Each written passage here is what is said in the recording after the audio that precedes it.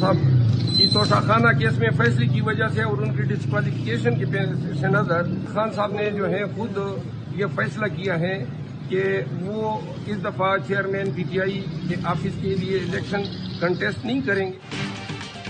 कायद PTI intra party election से दस्तबरदार हो गए, किसी और को रहनुमाई सौंपने का फैसला कर लिया गया। पीटीआई रहनुमा शेर अफजल मरवत ने दावा कर दिया, कहा चेयरमैन पीटीआई इलेक्शन कमीशन की हिदायत पर होने वाले इंट्रा पार्टी इलेक्शन का हिस्सा नहीं होंगे। इलेक्शन में चेयरमैन का नया उम्मीदवार होगा, चेयरमैन खुद नए नाम का फैसला करेंगे। आईनी और कानूनी कदगन की वजह से चेयरमैन इंट्रा पार्टी इलेक्शन में उम्मीदवार नहीं होंगे।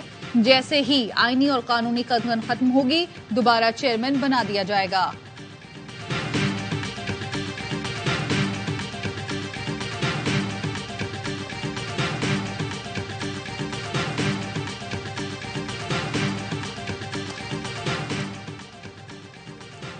चेयरमैन पीटीआई पार्टी इलेक्शन से दस्तबरदार नहीं हो रहे, तर्जुमान पीटीआई ने कयास आरआईयू की तरदीद कर दी।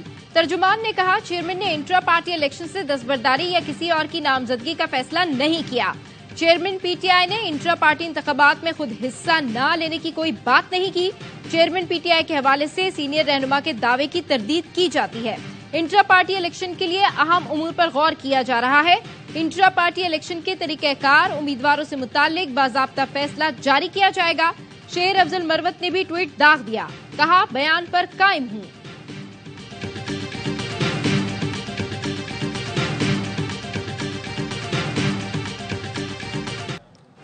साइफर केस में चेयरमैन पीटीआई का ट्रायल जेल में ही होगा। ऑफिशियल सीक्रेट एक्ट के तहत कायम खुसूसी अदालत ने महफूज फैसला सुना दिया।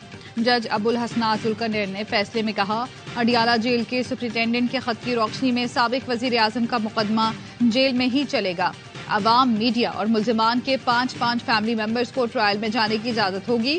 केस की समाअत जुमे से अडियाला जेल में शुरू होगी। तहरीरी हुक्मनामे में कहा गया कि पुलिस रिपोर्ट के मुताबिक चेयरमैन पीटीआई की जान को खतरा कम नहीं हुआ। वकील सलमान सफ्तर ने कहा, चेयरमैन पीटीआई को अदालत में पेश न करना हाई कोर्ट के फैसले की खिलाफ वर्जी है। अलीमा खान कहती हैं, सिक्योरिटी का बहाना बनाकर चेयरमैन पीटीआई को जेल में रखना चाहते हैं। शाह महमूद कुरैशी की बेटी मेहरबानों ने कहा, नवाज शरीफ की तरह मुकम्मल सिक्योरिटी हमारा भी हक है। वालिद और चेयरमैन पीटीआई को अदालत क्यों नहीं लाया जा रहा?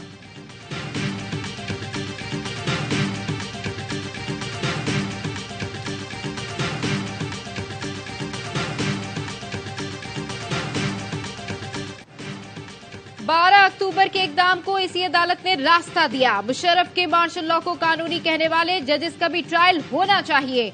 सुप्रीम कोर्ट में दौरान समाअत जस्टिस अतहर मिनल्लाह के रिमार्क्स, कहा कार्रवाई सिर्फ 3 नवंबर के इकदाम पर क्यों की गई? क्या जजेस पर हमला असम्बलियां तोड़ने, आइन मुअत्तल करने से ज्यादा संगीन मामला था? किसी फैसले को खत्म होना है तो इसे होना चाहिए। जिसने मार्शल लॉ को रास्ता दिया, चीफ जस्टिस ने कहा, माजी में जो हो चुका इसे मैं खत्म नहीं कर सकता। वकील आकर बताएं ना, आइन तोड़ने वाले जजेस की तस्वीरें ही यहाँ क्यों लगी हैं? जज ही यहाँ बैठकर क्यों पॉइंट आउट करें? मीडिया भी जिम्मेदार है। परवेज मुशर्रफ के वकील बोले, मेरी नजर में लाहौर हाई कोर्ट का फैसला नहीं। चीफ जस्टिस ने थैंक यू कहते हुए रिमार्क्स दिए, आपने खुसूसी अदालत के फैसले को चैलेंज करने का जो रास्ता चुना था, हम उससे मुत्तफिक हैं।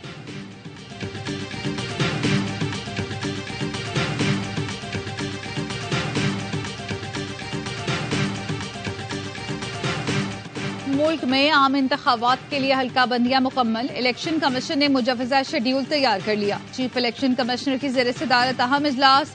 जराये के मुताबिक इलेक्शन कमीशन ने हतमी हल्का बंदियों की इशाअत की मंजूरी दे दी। हल्का बंदियों की इशाअत 30 नवंबर को होगी। दिसंबर के दूसरे हफ्ते कागजात जमा कराए जा सकेंगे। इलेक्शन कमीशन जनवरी के पहले हफ्ते रिटर्निंग अफसरान की तैनाती करेगा। उम्मीदवारों की हतमी फहरिस्त जनवरी 2024 के तीसरे हफ्ते में जारी होगी।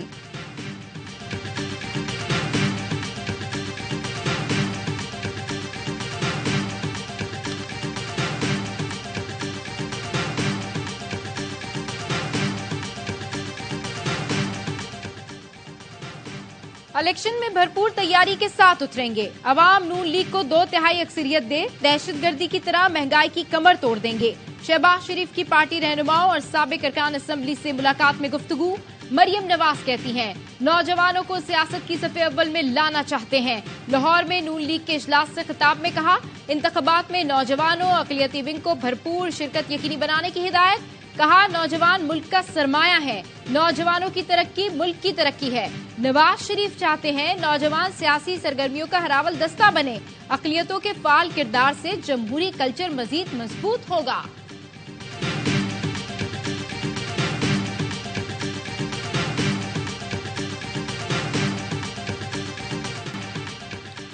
एक और सिलेक्शन हुई तो मुल्क तरक्की नहीं कर सकता। पहले भी एक लाडला मुल्क को इस तबाही तक ले आया।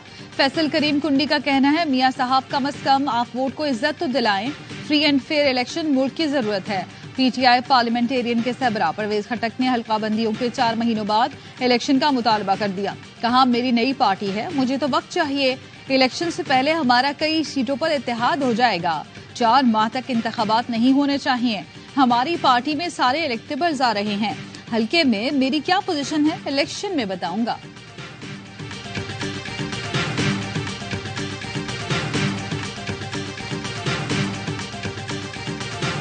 हमारा ये आइन न अपना तहफ़्फ़ुज़ कर सका, न आम पाकिस्तानियों का तहफ़्फ़ुज़ कर सका। मुझे कहने की इजाजत दीजिए कि इस हमारे आइन में बहुत सारा इबहाम नजर आता है, एम्बिग्विटी नजर आती है, और गौर से देखें तो ये एम्बिग्विटी इंटेंशनल नजर आती है ताकि आइन का ताकतवर अपनी मर्जी से तशरीह कर सके। एमक्यूएम पाकिस्तान के कन्वीनर खालिद मकबूल सिद्दीकी ने आइन में तरमीम का मुतालबा कर दिया।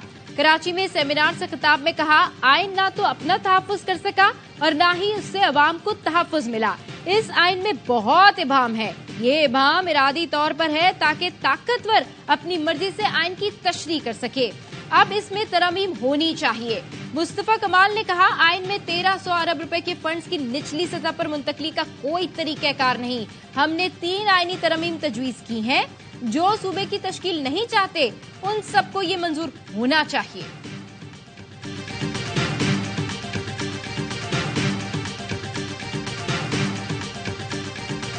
सेंट्रल कॉन्ट्रैक्टेड और तमाम डोमेस्टिक कॉन्ट्रैक्टेड जो प्लेयर हैं उनकी सबसे पहले प्रायोरिटी जो है वो पाकिस्तान होनी चाहिए। मैं अपना हाथ खड़ा करूंगा अगर फेलियर होगा। हारिस राव के केस के अंदर फिजियो की रिपोर्ट में उनके जिस्म के किसी कोने में भी कोई ऐसा इशू ही नहीं है जिसकी वजह से वो टेस्ट क्रिकेट ना खेल सके। नॉन सेंट्रल कॉन्ट्रैक्टेड कुछ प्लेयर थे, उनको मैंने खुद कॉल की, उसमें इमाद भी थे। उनको बताया कि मेरे प्लान में Pakistan as a team director आप मौजूद हैं। खुद आमिर को कॉल की, पाकिस्तान आप खेलना चाहते हैं तो सबसे पहले आप अपनी रिटायरमेंट वापस लें।